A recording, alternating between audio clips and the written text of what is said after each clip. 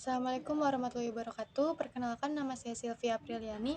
Di sini saya dari kelompok 5 ingin mempresentasikan mata kuliah bimbingan dan konseling. Dalam bab ini yaitu dikhususkan untuk membahas ujian seleksi yang telah menjadi isu utama dalam perdebatan ini. Bimbingan belajar dan ujian 11+. Ujian ini pada awalnya ditunjukkan untuk siswa pada tahun di mana mereka mencapai ulang tahun ke-11 atau usia 11 tahun. Bentuk ujian yang digunakan bervariasi, kadang-kadang cukup jauh dari satu daerah ke daerah lain karena otoritas lokal bebas memilih prosedur yang mereka anggap yang paling baik. Prosedur yang paling umum adalah tes bahasa Inggris, aritmatika, dan juga tes kecerdasan tertulis. Penilaian oleh sekolah dasar juga diperhitungkan. Kadang-kadang jenis tes lain seperti tes minat bakat juga digunakan. Mereka yang lulus pada tingkat tertentu diterima, mereka yang gagal pada tingkat tertentu tidak diterima.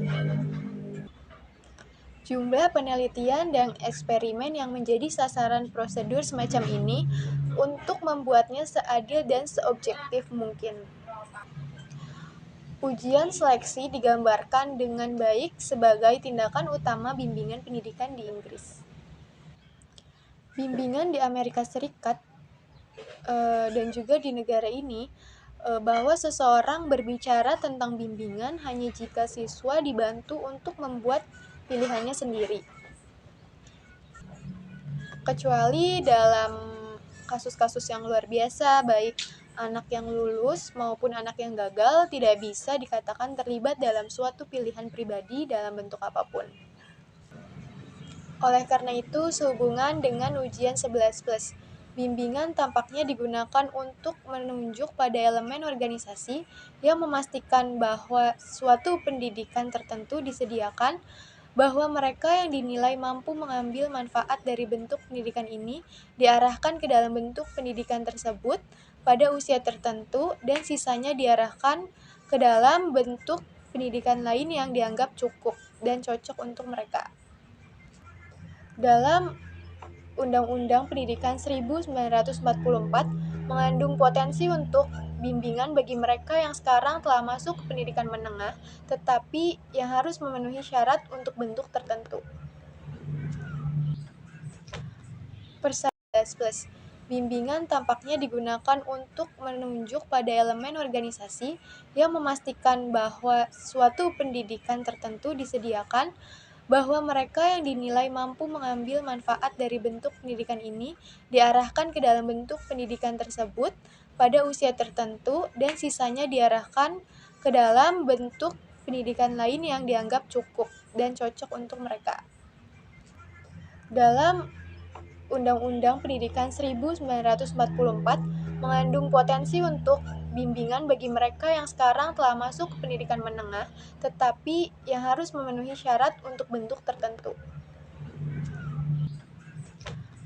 Persaingan untuk mendapatkan tempat sangat luar biasa dalam waktu 10 tahun sejak disahkannya undang-undang ini atau ujian beasiswa telah menjadi lembaga yang mapan di Inggris. Pada saat Perang Dunia Kedua, pandangan yang berlaku tentang pendidikan menengah membayangkan 3 jenis sekolah menengah: tata bahasa, teknis, dan modern didahului oleh sekolah dasar dengan jeda dan ujian pada usia 11 tahun. Namun, ide yang saling melengkapi bahwa ketiga jenis pendidikan menengah ini harus ditempatkan dalam satu sekolah. Pertanyaan ini tentang sekolah multilateral. Demikian sebutannya, dipertimbangkan secara rinci dalam laporan Komite Spence yang menghasilkan laporan sebelum Perang Dunia Kedua. Komite tersebut yang sangat menyadari kurangnya kesetaraan penghargaan yang sama antara berbagai tahap pendidikan menengah, mengakui banyak manfaat yang akan diperoleh ketika anak-anak setelah usia 11 tahun dididik bersama dalam bangunan yang sama. Setelah tahun 1943, buku putih pemerintah pada bulan Juli 1943 tentang rekonstruksi Pendidikan merekomendasikan 3 jenis utama sekolah menengah yang kemudian dikenal sebagai sekolah tata bahasa, sekolah modern, dan teknik. Undang-Undang Pendidikan yang kemudian disahkan menjadi undang-undang pada bulan Agustus 1944 lebih berhati-hati dalam hal ini dan tidak menentukan pola tertentu untuk sekolah menengah yang sekarang menjadikan tanggung jawab otoritas pendidikan setempat. Dokumen yang akhirnya muncul adalah dokumen yang memiliki pengaruh terbesar dalam menentukan struktur sekolah menengah. Sekolah tata bahasa terus memiliki bangunan yang lebih baik, fasilitas yang lebih baik, staf yang lebih baik, status yang lebih tinggi, dan akses yang lebih baik. Status yang lebih tinggi dan akses pekerjaan yang lebih baik di masyarakat. Dua hal lain yang menjadi bahan pertimbangan komite harus disebutkan. Hanya 1 dari 5 anak yang bisa mendapatkan tempat. Kritik terhadap ujian seleksi. Mungkin diperhatikan bahwa ujian 11 plus telah diselesaikan, termasuk dalam bentuk lampau. Hal ini tidak mungkin dilakukan sebelum akhir tahun 1960-an. Secara non-statistik, manusia, bagaimana mungkin seseorang dapat membedakan antara dua anak lain, yang satu di atas dan yang satu di bawah? Hal ini berkisar dari sebanyak 1 tempat untuk 3 anak hingga sedikit atau tempat untuk setiap 9 anak. Di sini kita bisa melihat perbedaan yang sangat mencolok antara otoritas pendidikan lokal dalam penyediaan pendidikan sekolah dasar. Mengapa Sir William Alexander yang menulis tentang organisasi-organisasi pendidikan menengah pada tahun 1954 berubah menjadi sesuatu yang bersikeras bahwa dia telah berulang kali mendesak bahwa ini adalah masalah yang harus diserahkan kepada setiap otoritas pendidik lokal untuk memutuskannya sendiri.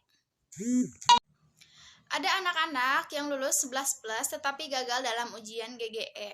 Haruskah seseorang menerima bahwa tujuan pemeriksaan adalah untuk menemukan yang terbaik dan bahwa ujian adalah instrumen yang paling efisien yang tersedia dalam pencarian bakat ini? Kesulitan lain yang harus dihadapi bahwa sejumlah besar dari mereka yang dipilih dengan cermat pergi sebelum mereka menyelesaikan kursus.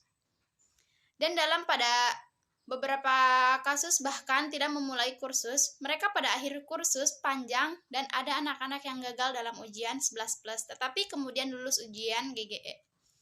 Ujian ini telah dilakukan di banyak sekolah dasar dan membantu mempertahankan penekanan sebelumnya pada pembelajaran hafalan yang masa sekolah-sekolah di abad ke-20. Yang baru perlahan-lahan pulih. Dampak-dampak yang merugikan ini telah lama menjadi penghalang bagi perkembangan fitur. Bimbingan dan konseling sejak awal menekankan pada pengaruh dari latar belakang anak yang menekankan pentingnya hubungan antara rumah, sekolah, dan masyarakat.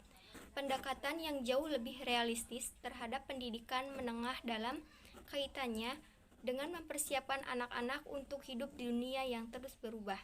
Di masyarakat umum, terdapat kesadaran yang tinggi akan pentingnya pendidikan. Selanjutnya yaitu pengaruh sosial terhadap kesempatan pendidikan. Dari semua sumber informasi yang telah mendorong pertumbuhan kesadaran masyarakat, orang tua dari anak-anak yang sukses dibedakan oleh paparan mereka sendiri terhadap pendidikan sekolah dasar dengan ambisi yang lebih besar bagi anak-anak mereka dalam mendapatkan manfaat dari pendidikan sekolah. Faktor non-akademik, latar belakang rumah, variabel kepribadian, hubungan dengan teman sebaya, merupakan pengaruh yang kuat dalam kemajuan akademik anak-anak.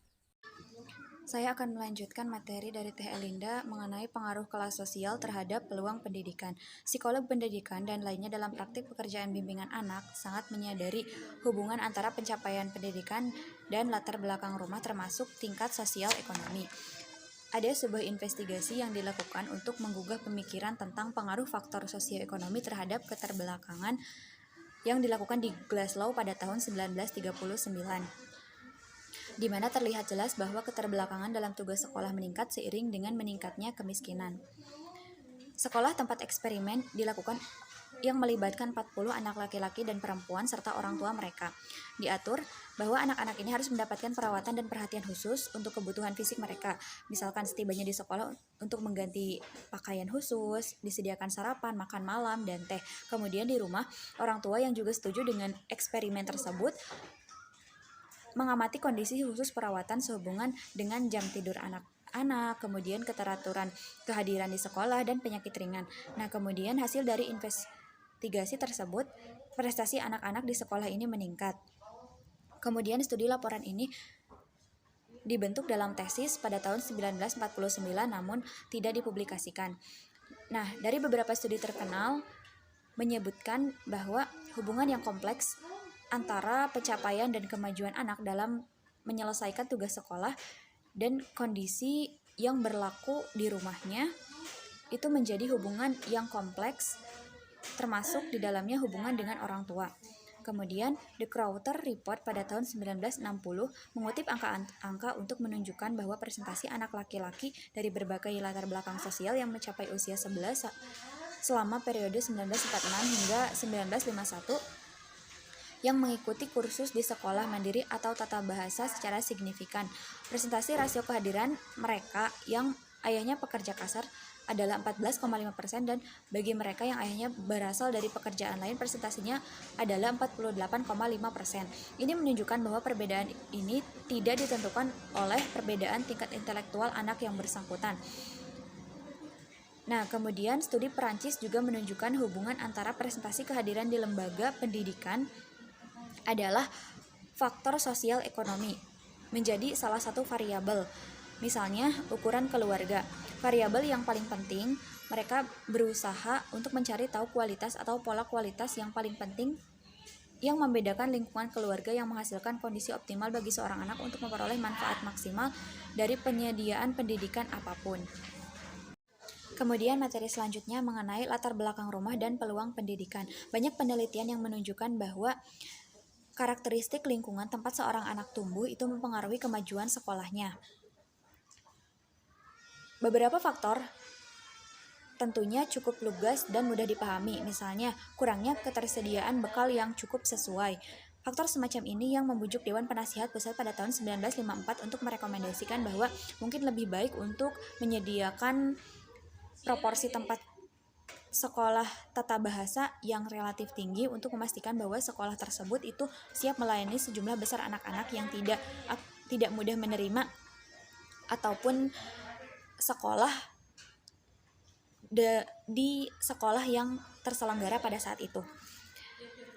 Kemudian, laporan Plowden menghasilkan rekomendasi untuk mengatasi masalah-masalah khusus di sekolah di daerah yang tertinggal. Terkait dengan kurangnya informasi dari beberapa orang tua, misalnya ketidaktahuan tentang keuntungan jangka panjang yang diperoleh dari periode pendidikan yang lama, seperti itu. Nah, kemudian komunikasi antara sekolah dan rumah, pendidikan orang tua dan konseling orang tua pada kenyataannya menurut penulis merupakan salah satu kebutuhan terbesar dalam pendidikan saat ini. Kemudian, usaha untuk memberikan kesetaraan pendidikan dengan diselenggarakan sekolah dasar yang dirancang untuk memberikan akses program studi untuk semua kalangan itu tidak dapat terjadi karena masih adanya kesenjangan pendidikan yang diakibatkan oleh lingkungan tadi. Kemudian, National Foundation for Educational Research mengatakan bahwa kepedulian terhadap kesetaraan dan ketidakpuasan sistem pendidikan akan memberikan manfaat terasa apabila dalam konteks sosial pembelajaran dan cara memberikan pengalaman belajar pada mereka itu diatur sehingga siswa dapat menerima kelemahan yang sebenarnya sebagai kekuatan mereka. Dalam hal ini bukan tentang peluang mendapatkan beasiswa, konsep distribusi yang jauh atau promosi keterampilan, tetapi di sini tentang guidance dan counseling.